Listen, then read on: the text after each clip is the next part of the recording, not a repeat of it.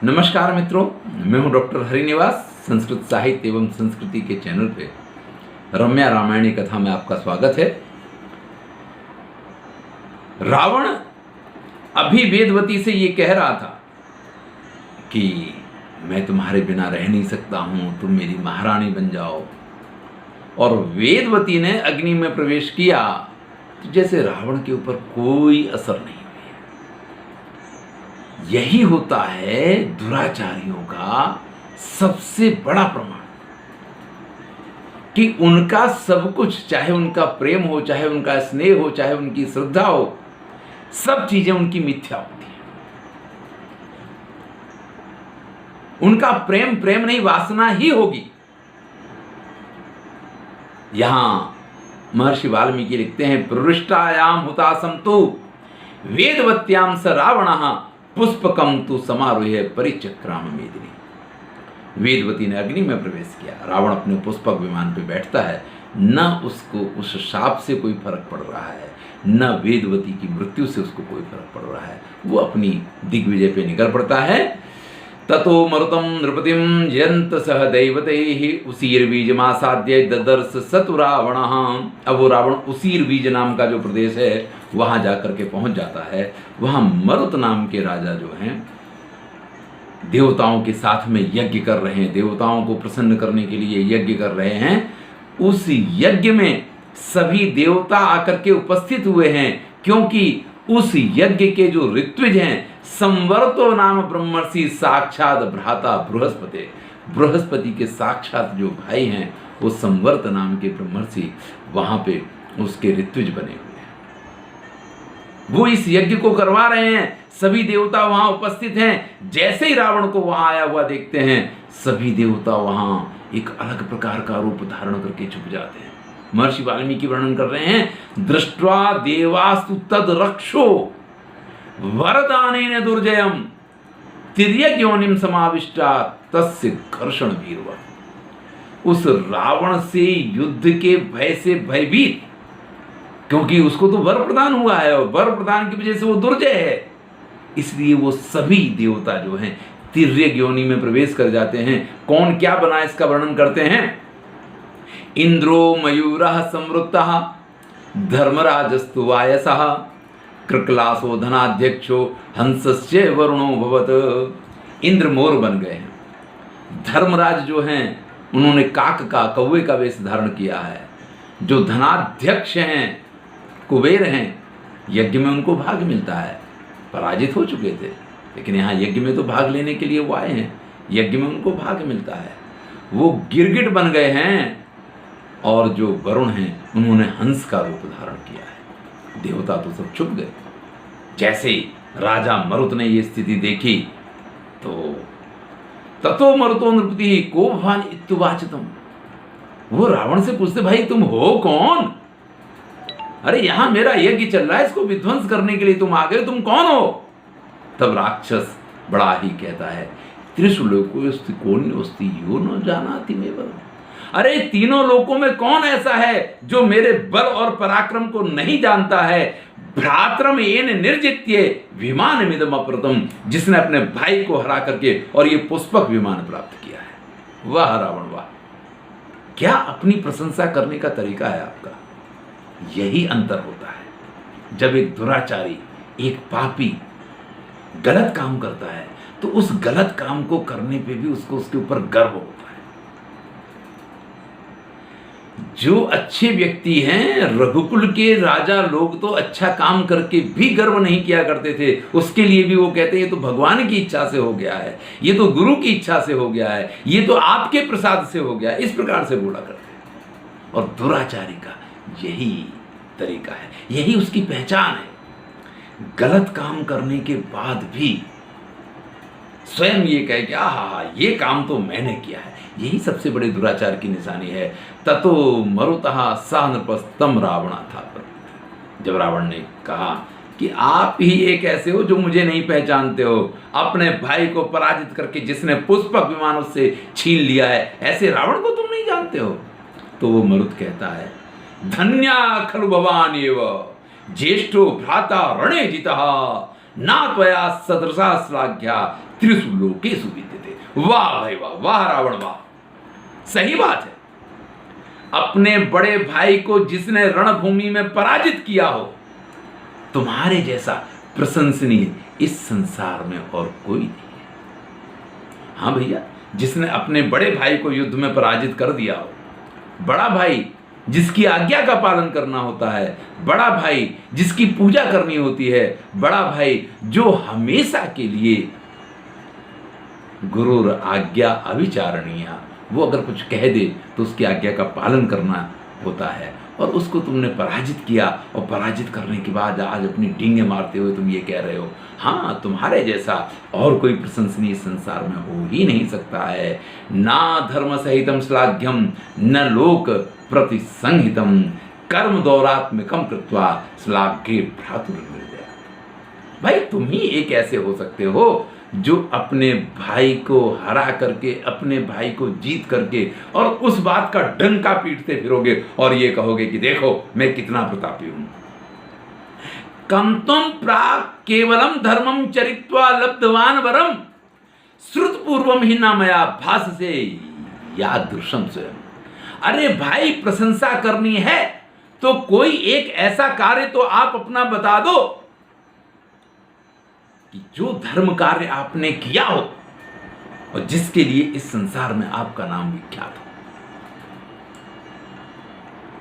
देखिए, कहते तो यही हैं, बदनाम हुए तो क्या नाम ना हुआ, लेकिन वो नाम आपको नरक में ले जाएगा, वो स्वर्ग में नहीं ले जाता है।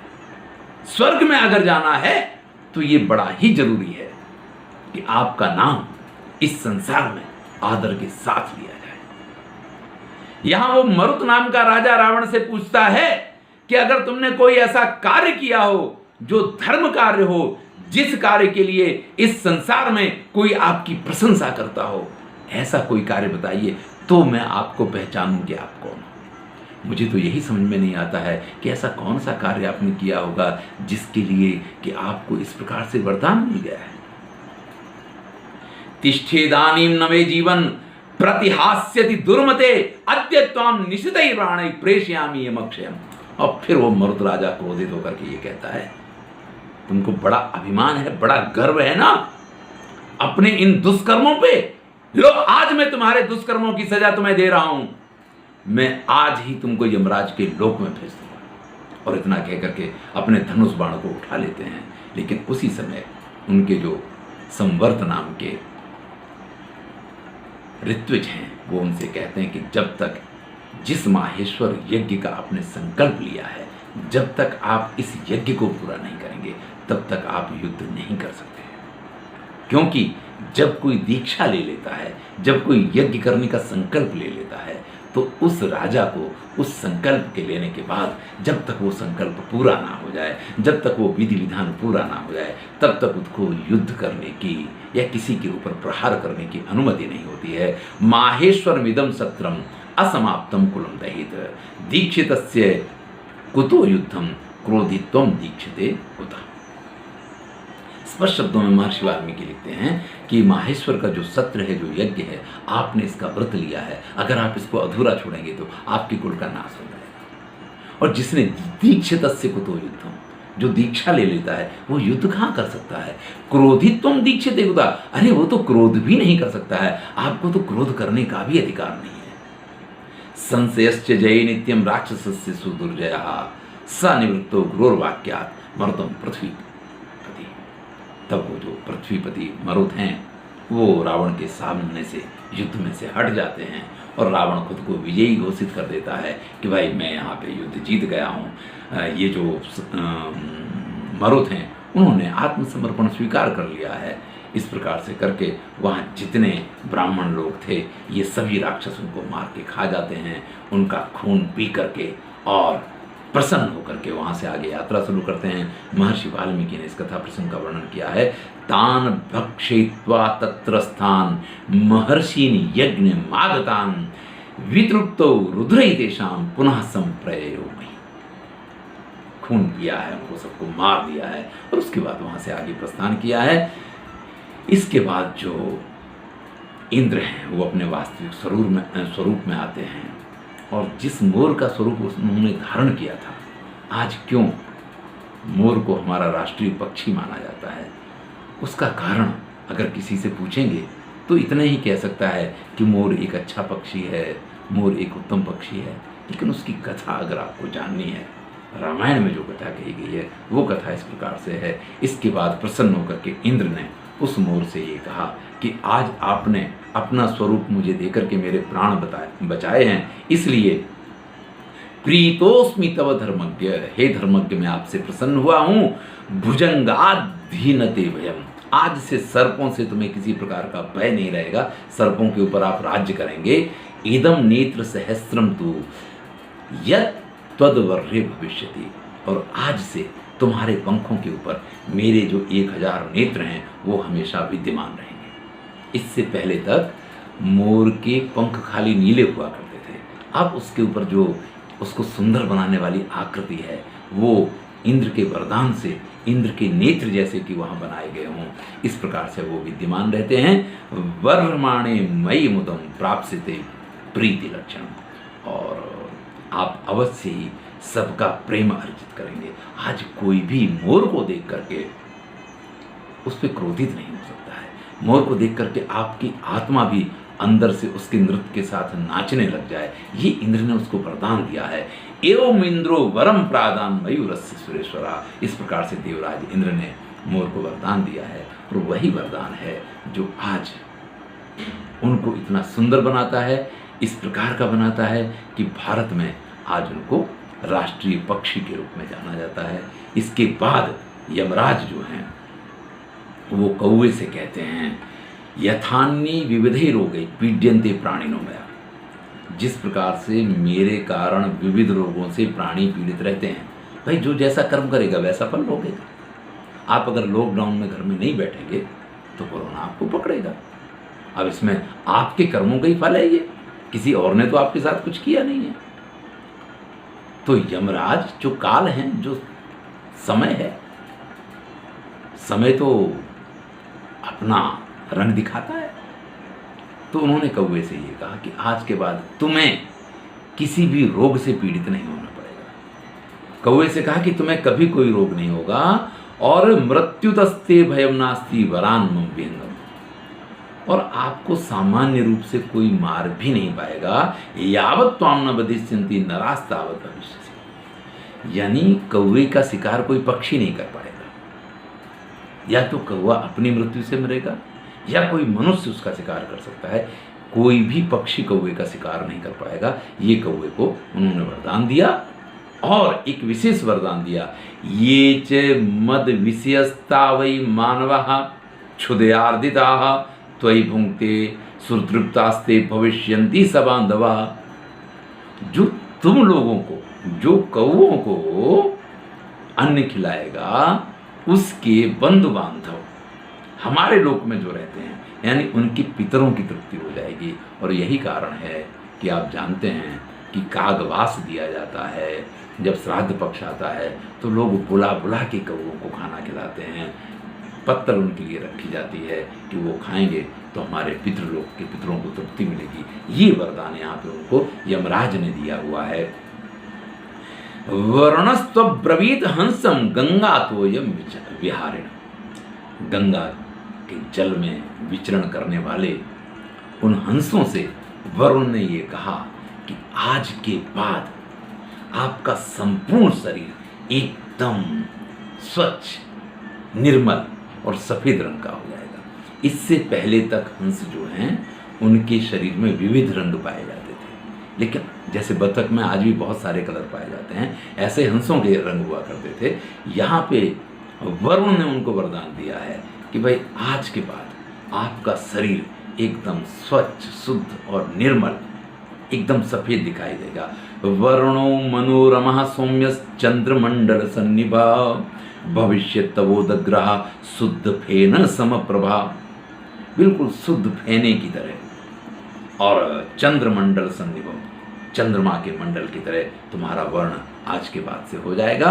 मत शरीरम समासाद्य कांतो नित्यम भविष्यसि प्राप्त से चातुलाम प्रीतिर मेतन में प्रीति लक्षण। आज आपने जो कुछ किया है उससे मैं अत्यंत प्रसन्न हुआ हूँ।